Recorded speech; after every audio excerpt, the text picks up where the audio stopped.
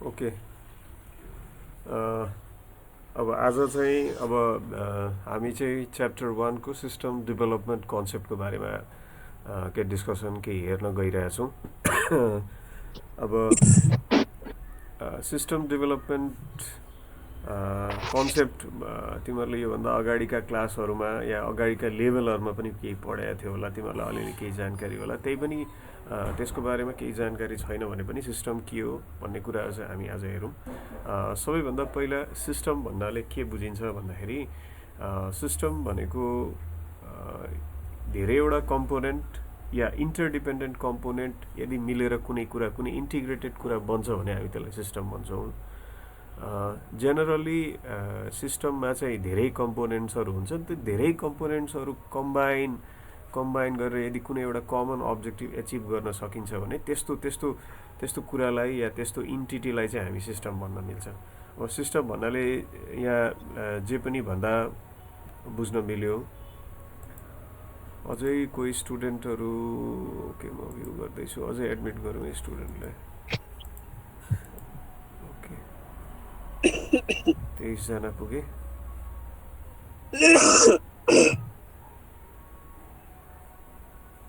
Okay 26 जना पुगे है। Vinod sir, hello Vinod sir हुनुहुन्छ तपाईँ?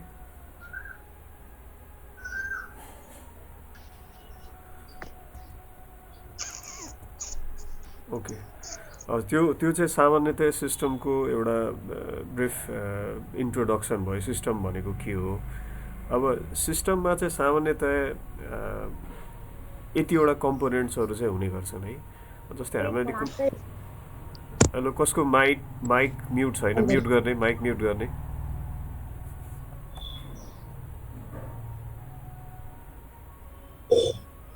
ओके अझै एकजनाको माइक अनम्युट छ है, म्युट गर्ने माइक।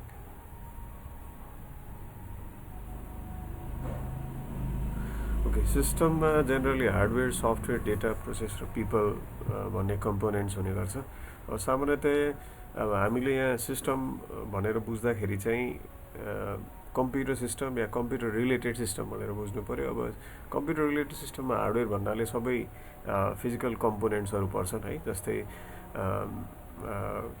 डिजिटल क्यामेरा, स्क्यानर्स, अरू हार्डवेयर जति पनि कम्पोनेन्ट सबै चाहिँ हार्डवेयर कम्पोनेन्ट भित्र। त्यसै गरी सफ्टवेयरमा चाहिँ लोजिकल कम्पोनेन्ट्सहरू परे। लोजिकल कम्पोनेन्टमा अपरेटिङ सिस्टम, डिभाइस, ड्राइभर, अरू सफ्टवेयर्सहरू पर्छन्।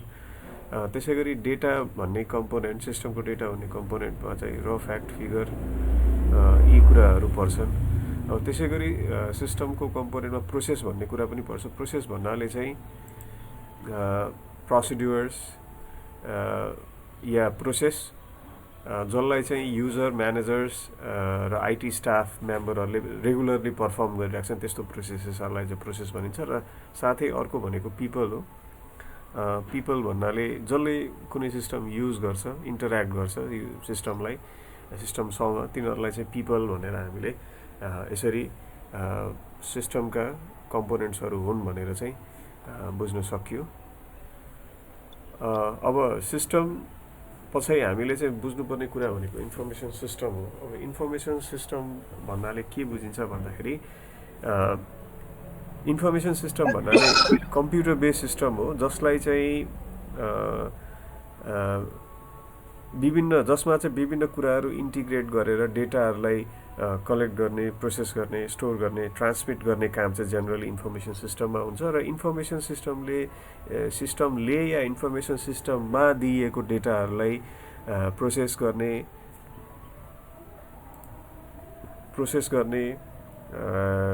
या त्यहाँबाट जेनेरेट भएका इन्फर्मेसनहरूलाई चाहिँ लिएर यदि कुनै अर्गनाइजेसनले आफ्नो रेगुलर टास्कलाई बेटर गर्न सक्छ या डिसिजन मेकिङमा आफ्नो ओभरअल टास्कलाई चाहिँ इम्प्रुभ गर्न सक्छ भने त्यस्तो कुरालाई या त्यस्तो इन्टिग्रेटेड कम्पोनेन्टलाई चाहिँ हामी इन्फर्मेसन सिस्टम भन्छौँ। यहाँ इन्फर्मेसन सिस्टम भन्नाले यो कम्प्युटर बेस्ड इन्फर्मेसन सिस्टम भनेरै हामीले बुझ्नुपर्ने हुन्छ। अब इन्फर्मेसन सिस्टम पछाडि चाहिँ इन्फर्मेसन सिस्टमका टाइप्सहरू हेरौँ। अब जेनरली इन्फर्मेसन सिस्टम का चारवटा टाइप्सहरू हुन्छन्। अब यहाँनिर हामी न्युमेरिकली सिरियली हेर्दाखेरि ट्रान्जेक्सन प्रोसेसिङ सिस्टम जसलाई हामी टिपिएस पनि भन्छौँ, म्यानेजमेन्ट इन्फर्मेसन सिस्टम जसलाई हामी एमआइएस पनि भन्छौँ, डिसिजन सपोर्ट सिस्टम जसलाई हामी टिएसएस पनि भन्छौँ, र इएसएस एक्जिक्युटिभ सपोर्ट सिस्टम, यी चारवटा इन्फर्मेसन सिस्टमका टाइप्सहरू हुन्। अब यसलाई चाहिँ अर्गनाइजेसनको म्यानेजेरियल लेभलबाट हेर्नु पर्दाखेरि सबैभन्दा तल चाहिँ हामी टिपिएस पाउँछौँ, जो भनेको चाहिँ अपरेसनल लेभल या चाहिँ जसलाई चाहिँ वर्कर या जसलाई चाहिँ डेली बेसिसमा युज गरिन्छ त्यस्तो सिस्टमहरूलाई चाहिँ ट्रान्जेक्सन प्रोसेसिङ सिस्टम भनिन्छ है। त्यस पछाडि म्यानेजमेन्ट इन्फर्मेसन सिस्टम, त्योभन्दा माथिल्लो लेभलले युज गर्ने इन्फर्मेसन सिस्टम जसलाई चाहिँ मिडल लेभल म्यानेजर्सहरूले युज गर्छन्, त्यस्तोलाई चाहिँ म्यानेजमेन्ट इन्फर्मेसन सिस्टम भन्छ। र त्योभन्दा माथिको लेभलले युज गर्ने सपोर्ट इन्फर्मेसन सिस्टमलाई डिसिजन सपोर्ट सिस्टम, र टप मोस्ट लेभलमा युज हुने इन्फर्मेसन सिस्टमलाई चाहिँ एक्जिक्युटिभ इन्फर्मेसन सिस्टम भन्छ। अब यसको ब्रिफ डिस्क्रिप्सन हेर्नुपर्दा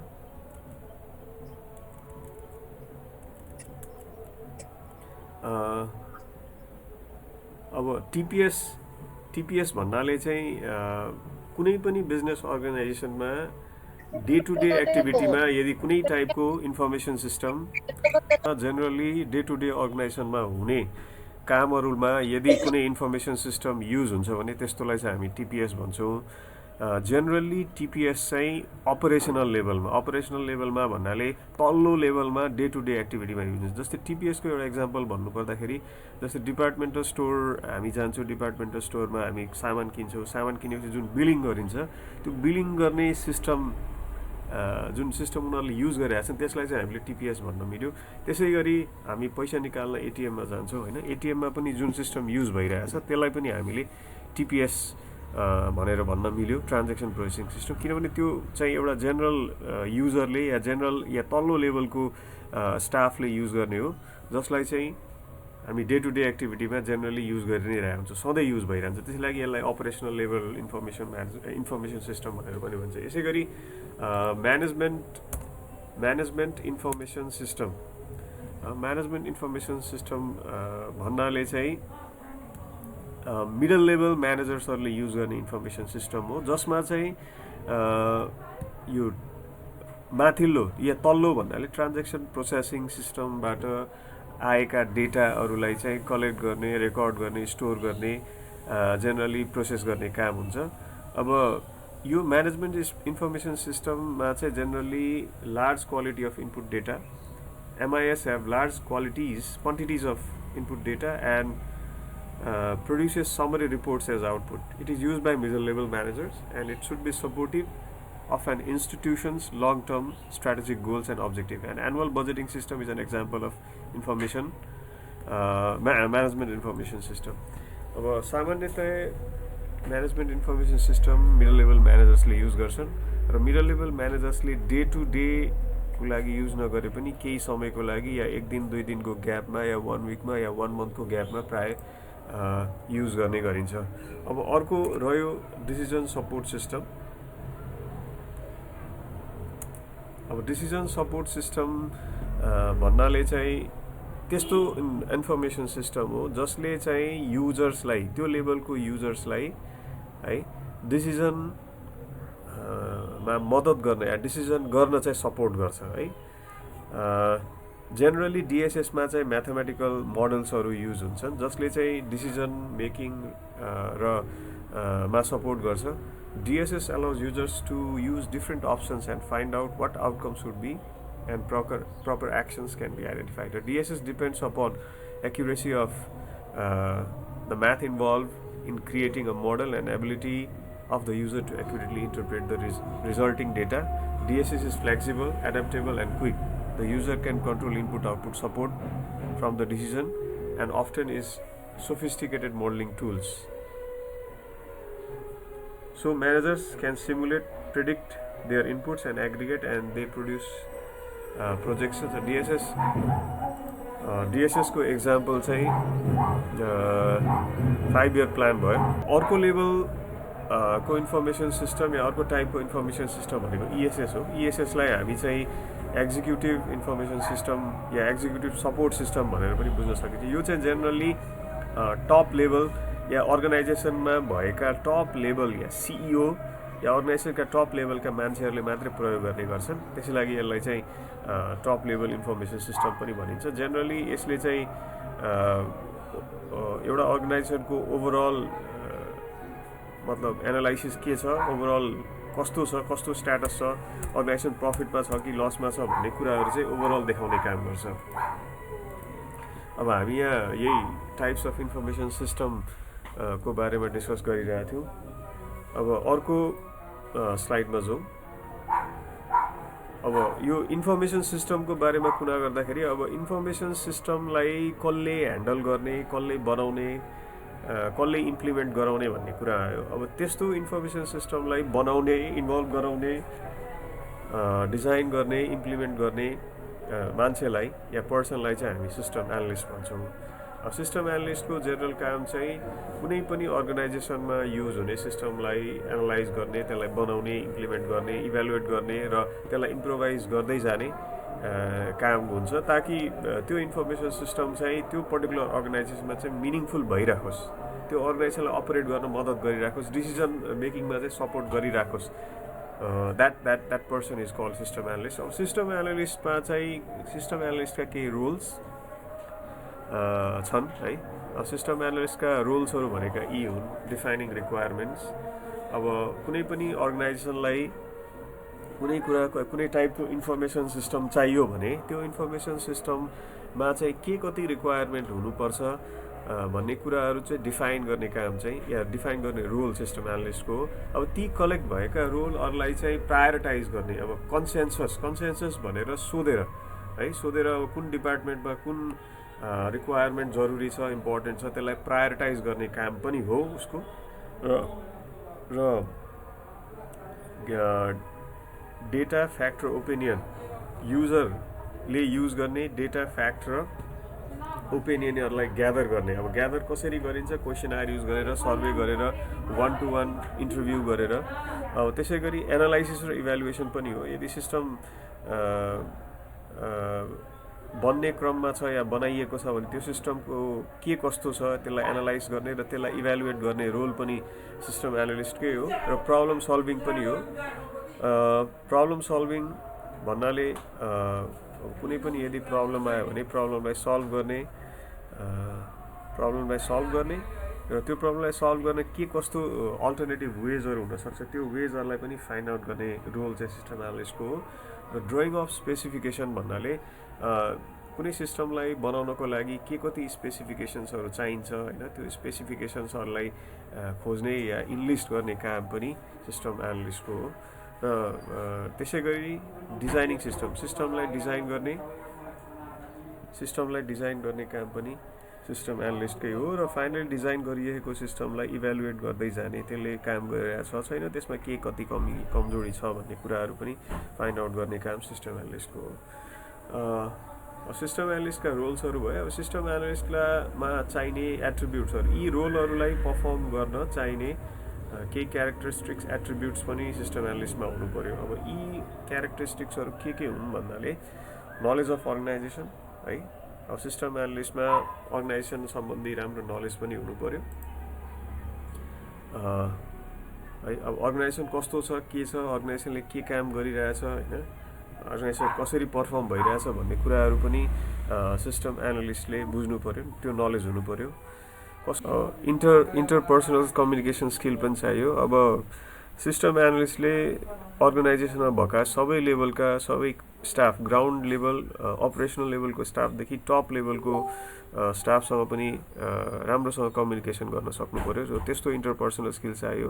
ओपन हुनु पर्यो, राम्ररी बोल्न सक्ने हुनु पर्यो। त्यसै गरी उसँग क्यारेक्टर र इथिक्स पनि राम्रो हुनु पर्यो है। यो पनि एउटा रिक्वायर्ड एट्रिब्युट हो सिस्टम एनालिस्टको। र प्रब्लम सल्भिङ स्किल पनि हुनु पर्यो। कुनै पनि प्रब्लमलाई सल्भ गर्ने, कसरी सल्भ गर्ने, प्रोबेबल अल्टरनेट मेथड्सहरू के छन् भन्ने कुराहरू पनि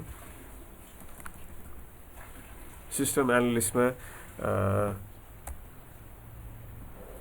एनालिस्टको एउटा प्रोबेबल क्यारेक्टरिस्टिक्स एट्रिब्युट्समा पर्न हुन्छ। त्यसै गरी system analysis and designing skill पनि हुनु पर्यो। अब यी सब जेनरल ओभरअल स्किल भए। अब यसलाई अझै डिटेलमा बुझ्नु पर्दा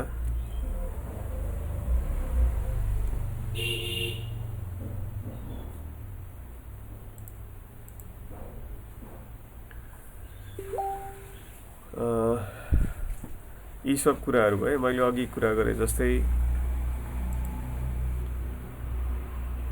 knowledge of organization, technical knowledge, interpersonal skill, characteristics and ethics, problem solving skill र system analysis and design skill, यी सब कुराहरू परे।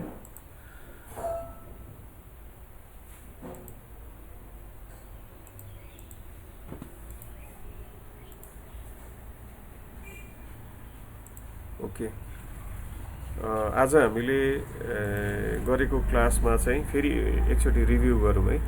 अगाडिदेखि हामीले सिस्टम भनेको के हो हैन, सिस्टम भनेको के हो, सिस्टममा के कस्तो कम्पोनेन्ट्स हुन्छन् र इन्फर्मेसन सिस्टम भनेको के हो, इन्फर्मेसन सिस्टमका टाइप्सहरू के हुन् भन्ने कुराहरू हामीले गऱ्यौँ है। इन्फर्मेसन सिस्टम कुन इन्फर्मेसन सिस्टम कुन लेभलमा युज हुन्छ भन्ने कुराहरू पनि गऱ्यौँ, कसले युज गर्छ भन्ने कुराहरू पनि गऱ्यौँ।